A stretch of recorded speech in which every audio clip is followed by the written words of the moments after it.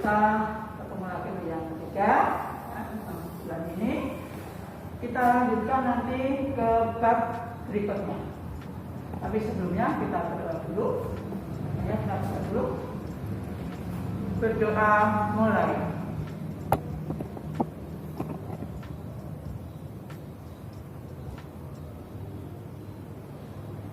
Berdoa selesai. Baik, kita lanjut ke bab berikutnya, yaitu bab 3 atau bab 2 tentang persamaan dasar akuntansi. Sebelum dilanjutkan, saya lagi pesan apa yang sudah Ibu berikan kalian baca, supaya nanti kelanjutannya tahu-tahu ya. Kalau tidak kamu baca, maka nanti yang dijelaskan kamu susah untuk memahaminya. Baik, persamaan dasar akuntansi. Apa sih yang dimaksud itu? Yaitu pengaruh transaksi keuangan terhadap posisi harta, ya, harta perusahaan dengan sumber dananya. Ya, pengaruh posisi harta dengan sumber dananya dari mana? Nah, sekarang itu ambil contoh yang gampang saja. Misalnya bengkel mobil Kartika. Data yang ada, ya, belum dia membuat pembukuan, itu yang dia miliki uang cash 100 juta. Uang cash 100 juta. Sumber dana dari mana? Milik sendiri. Jadi dia punya uang 100 juta. Nanti untuk membuka usaha bengkel mobil. Apalagi yang dia miliki, yaitu bangunan bengkel. Ya, bangunan bengkel, ya, sederhana ya, mungkin ya tidak terlalu besar dulu, senilai 50 juta. Bengkelnya siapa? Milik dia sendiri. Ya.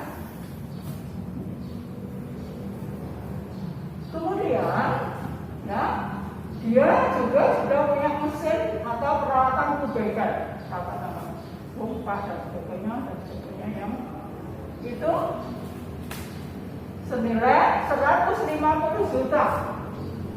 Jadi mesin yang dia miliki dengan peralatan seluruhnya senilai 150 juta. Sumber dananya dari mana? Nah, ternyata 150 juta ini sumber dananya dari milik sendiri 50 juta dan dia utang ke 100 juta. Ya, jadi mesin-mesin peralatan bengkel yang punya jadi 150 juta, yang 50 juta dari miliknya dia sendiri, yang 100 juta dia utang. Terus ada perlengkapan bengkel seharga 10 juta. Ya, sumber dananya dari mana? Dia sendiri, dari pemilik. Ya. Kemudian komputer. Yang komputer senilai 5 juta. 5 juta sumber dananya dari mana? Oh, ternyata dia utang dari toko Hitachi utang. Ya, komputer itu utang dari toko Hitachi utang. Lalu kendaraan, ya kendaraan lah, ya mungkin pegang jutaan itu, ya senilai 100 juta. Ya, sumber dananya di mana 100 juta tadi? Oh, ternyata 25 juta dari pemilik, dari dia sendiri, uang dia sendiri, dan yang 75 juta utang. Oke, tadi yang dia miliki, kemudian sumber dananya di mana kita sudah tahu. Lalu kita jumlah. Nah, 150, 300, 310, 315 ya. Apa ini? 150, 300, kemudian 415. Berapa ini? 150 ya. Tambah 150, 300, 310, 315, 415.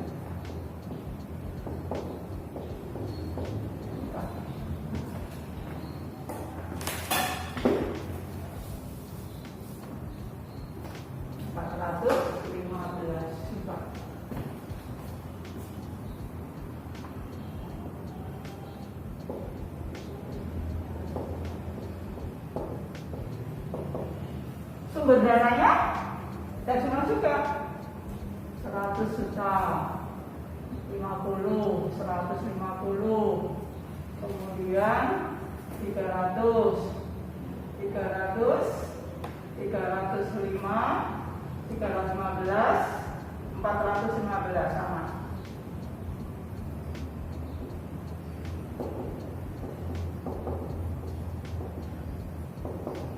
Ini hartanya, harta milik tinggal mobil, harta. Terus di sini 415 juta lagi. Ini milik sendiri, ini modal dia sendiri. Ini modal dia sendiri. Kemudian ini modal dia sendiri. Ini utang.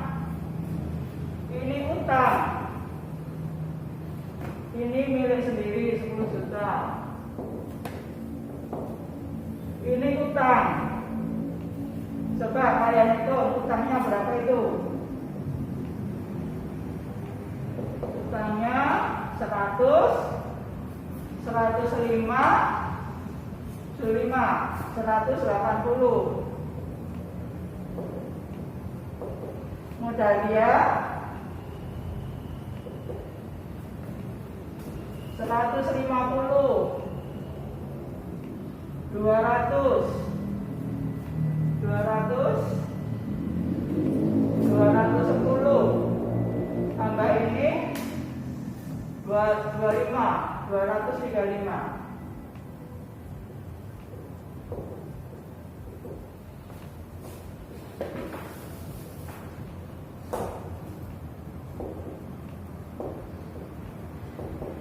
Jadi dengan demikian harta dia harus sama dengan utang ditambah modal dia.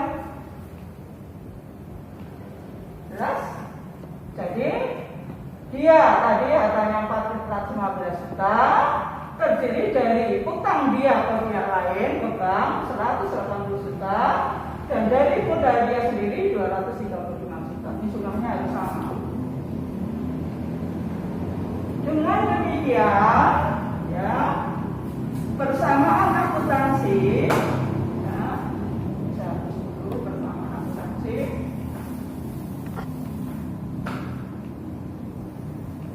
Nah, di sini ya.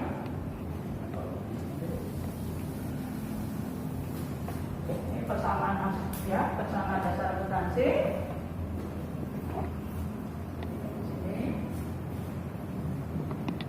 Persamaan dasar akuntansi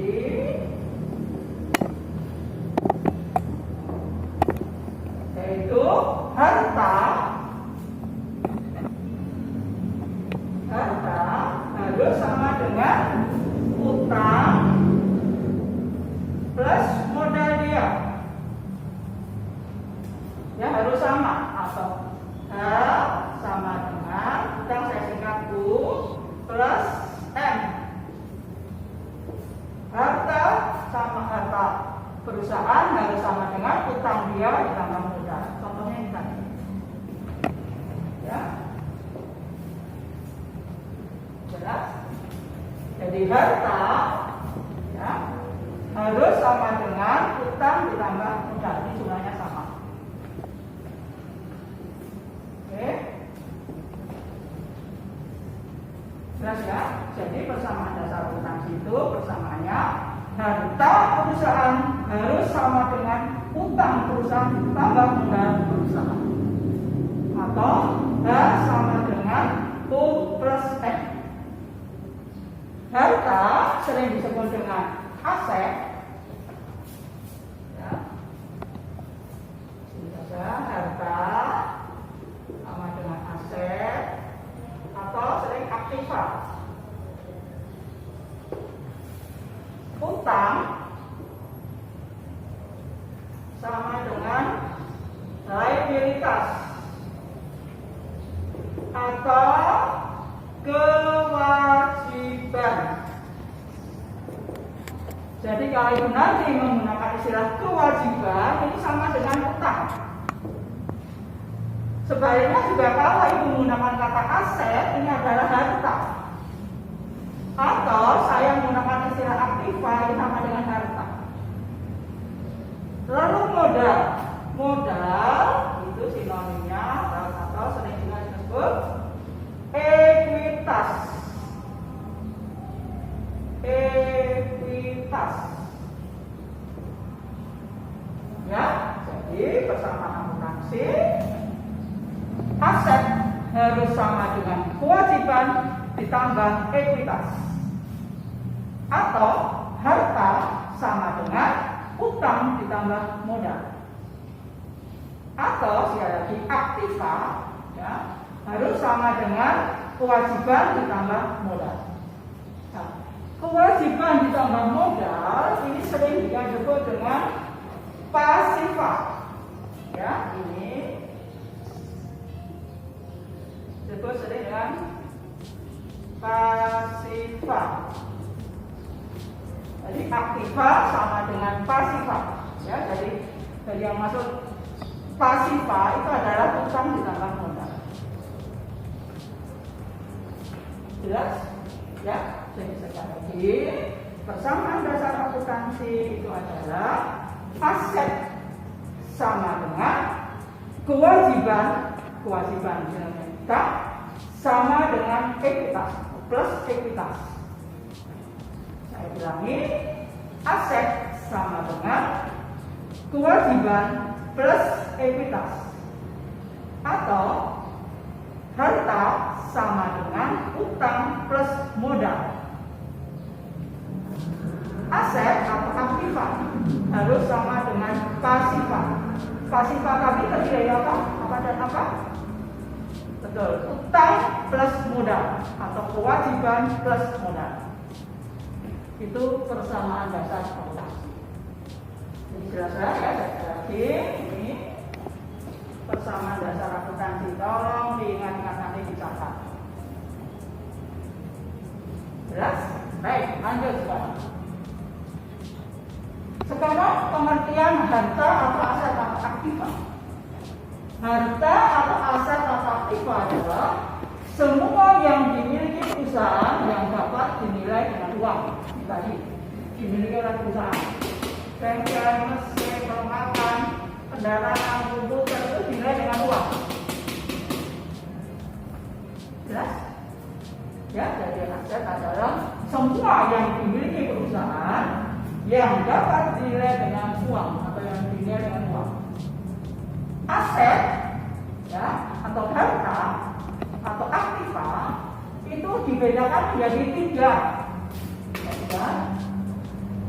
Satu, aktiva lancar atau harta lancar atau aset lancar. Dua, aktiva tetap. Tiga, aktiva tidak berwujud.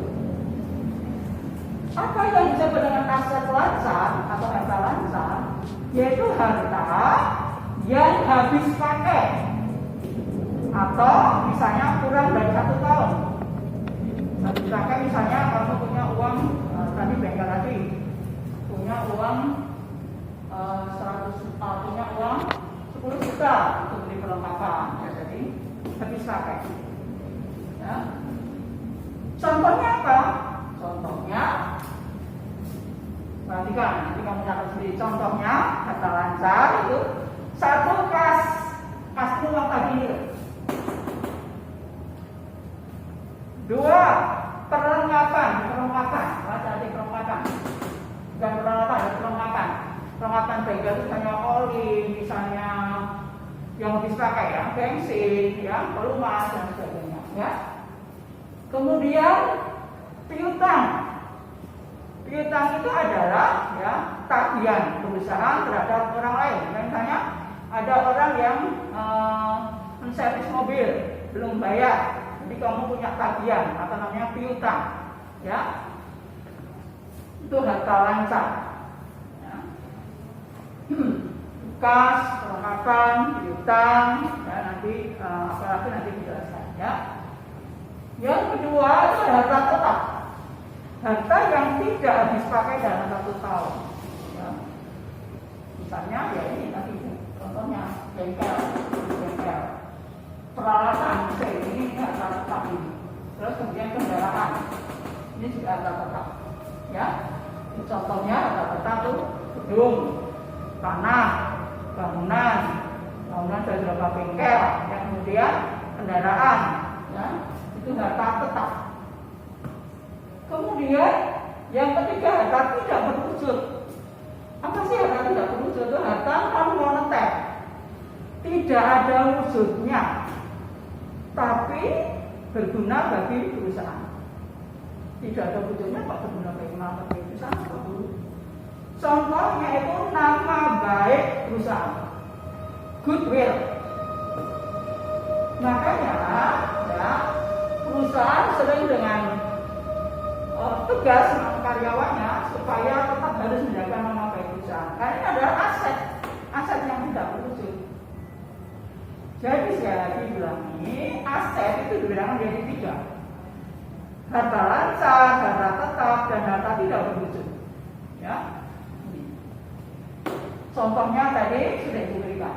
Jadi contohnya harta lancar apa tadi? Kas, piutang, perlengkapan. Beda dengan peralatan ya. Peralatan itu umur ekonominya lebih dari 1 tahun. Misalnya mesin, ya. Beda dengan oli sekali pakai habis. Oli itu perlengkapan, perlu masuk perlengkapan, ya, jadi harus pakai. Tapi kalau mesinnya, peralatannya itu harta tetap. Jelas? Nah, ini secara garis besar dulu, nanti akan lebih detail ya. Yang kedua, utang atau kewajiban atau liabilitas, liabilitas tulisannya. Utang atau kewajiban atau liabilitas adalah kewajiban perusahaan terhadap pihak lain. Jadi tadi misalnya komputer ambil dulu belum bayar, itu masih punya kewajiban membayar, ya, kepada toko dikasih. Jadi kewajiban perusahaan terhadap pihak lain atau pinjam bank tadi. Kalau sudah dihilangkan, kembalikan, ya.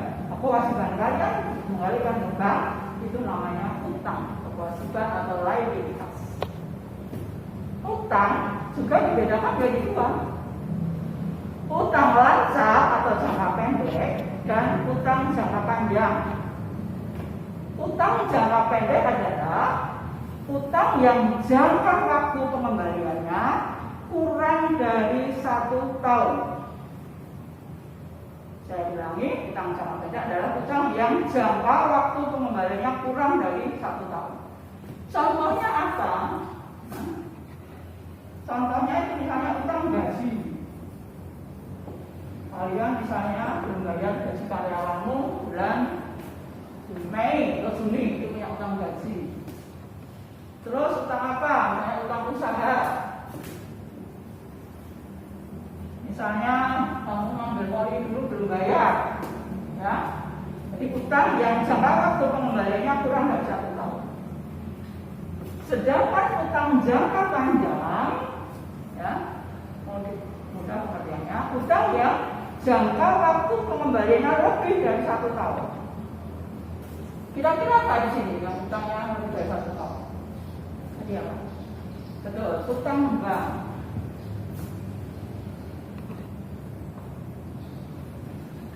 Contoh, utang bank.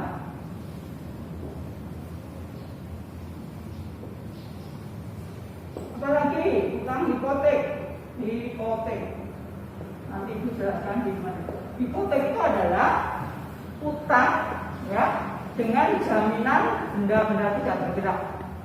Misalnya kamu pinjam ke bank, minta jaminan surat tanah, nanti hipotek, surat tanah milik orang, apa sertifikat tanah, apa saja rumah. Jadi ini jaminannya benda tidak bergerak, hipotek, ya. Sama-sama utang bank, tapi ini pakai jaminan benda tidak bergerak, ya. Itu utang jangka panjang. Yang ketiga, unsur yang ketiga dari persamaan akuntansi adalah modal. Modal atau ekuitas. Apa artinya modal? Adalah hak pemilik perusahaan atas semua aset itu. Ya, hak pemilik terhadap aset perusahaan.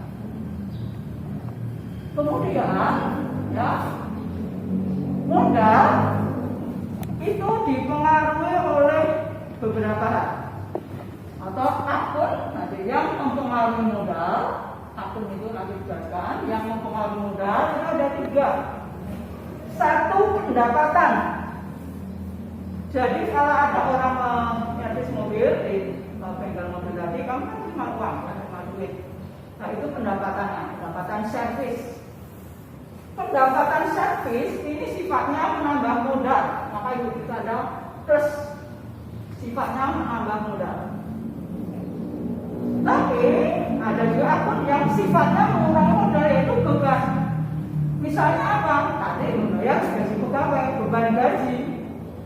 Beban gaji dan semua beban itu sifatnya mengurangi modal. Ya, jadi kalau tadi pendapatan sifatnya menambah modal, beban yang dibawa perusahaan, beban gaji, beban usaha dan lain-lain itu adalah mengurangi modal. Yang ketiga adalah prive. Prive ini adalah mengambil uang perusahaan atau mengambil dari perusahaan, ya, untuk kepentingan pribadi. Misalnya sapi milik bengkel ini anaknya keterima di perguruan tinggi, yang ngambil uang dari perusahaan. Nah, pengambilan uang perusahaan untuk kepentingan pribadi itu namanya prive. Prive ini sama juga dengan beban, sifatnya mengurangi modal. Dengan demikian, ya, akun modal itu dipengaruhi pendapatan, atau pendapatan itu mempengaruhi akun modal. Pendapatan akan menambah modal, sedangkan beban dan prive itu mengurangi modal. Jelas? Nah, sekarang apa sih artinya akun? Akun itu adalah catatan transaksi tentang semua perubahan yang telah terjadi dalam aset, harta, kewajiban, utang, ekuitas, modal. Ya, jadi nanti akan dibagi rinci lagi nanti. Kemudian akun itu dikelompokkan menjadi 2. Akun real, bisa bilang ya, akun itu catatan transaksi tentang semua perubahan yang telah terjadi, ya, dari aset atau utang dan modal. Akun sendiri dibedakan menjadi 2. Akun real, ya, akun real ini terdiri dari aset, kewajiban, dan ekuitas modal.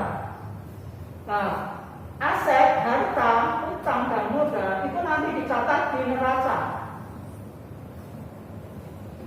Dan akun nominal. Yang termasuk akun nominal adalah pendapatan dan beban. Kalau aset, kewajiban, dan ekuitas tadi dicatat di neraca, kalau pendapatan dan beban dicatat di dalam akun laba rugi, ya, atau akun nanti disingkat L-L, ya, laba rugi.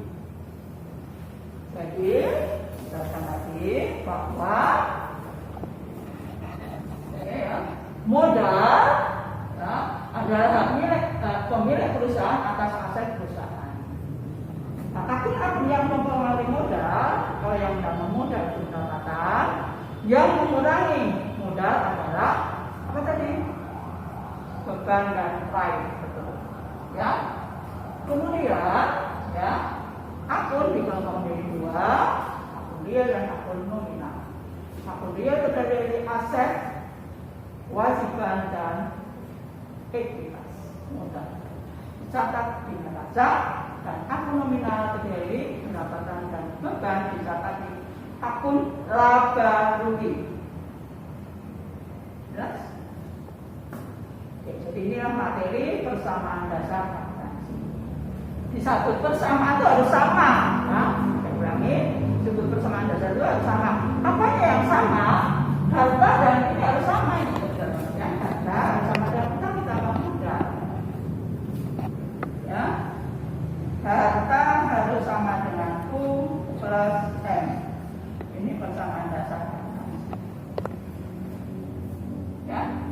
Utang disebut dengan kewajiban, modal ekuitas. Harta sering juga disebut dengan aset atau aktiva. Ini utang ditambah modal, ini soal pasifa. Atau dengan kata lain, aktiva harus sama dengan pasifa. Ya, ini intinya. Nah, nanti bagaimana pembukuannya akan Ibu jelaskan di bab berikutnya. Tapi dalam pengenalan dulu teoritis apa sih itu akuntansi. Ya, kemarin saya jelaskan kemudian akuntansi, kemudian profesi akuntan dan lain-lain. Sekarang kita pada yang bab kedua itu persamaan dasar akuntansi. Cukup jelas? Mudah-mudahan kalian segera dapat buku sehingga itu tidak perlu banyak menjelaskan. Ya, tapi sekali lagi tugas hari ini juga sama, mencatat tugas menyalin yang sudah saya jelaskan di buku catatan. Ya, jadi tugas itu sudah dua ya. Yang kemarin mencatat atau menyalin dari akuntansi sebagai sistem informasi, dan yang kedua yaitu ini persamaan dasar akuntansi. Disalin dulu yang rapi, nanti suatu saat harus dikumpulkan itu nilai. Kalau kurang jelas sekali lagi silakan saya beritahu. Jelas? Ya, mudah-mudahan nanti buku sudah ada dan semua penjelasan ini. Kalau kalian belum jelas nanti karena ini baru pemantau dulu, nanti apa? Aku nagangnya nanti, ya. Bagian pembukanya nanti ini yang berat. Pengertiannya dulu semuanya. Apa sih persamaan dasar akuntansi? Nanti baru kita masuk ke ya, harta, utang, dan modal. Aset, aktiva sama dengan kewajiban ditambah ekuitas. Jadi harta sinonimnya aset atau aktiva. Utang sinonimnya kewajiban, sering menggunakan kewajiban atau liabilitas. 3. Modal atau ekuitas. Jelas ya? Oke. Ya. Kemudian harta itu ada berapa, utang itu ada berapa macam, kemudian modal ada berapa macam. Ya. Yang jelas bahwa dengan persamaan dasar akuntansi ini adalah harta perusahaan harus sama dengan kewajiban perusahaan ditambah modal perusahaan. Jelas? Saya kira sukses dulu ini, muridnya itu jelas. Ya, selamat belajar dan sekali lagi tugasnya satu ada. Nanti kapan ada dimulai?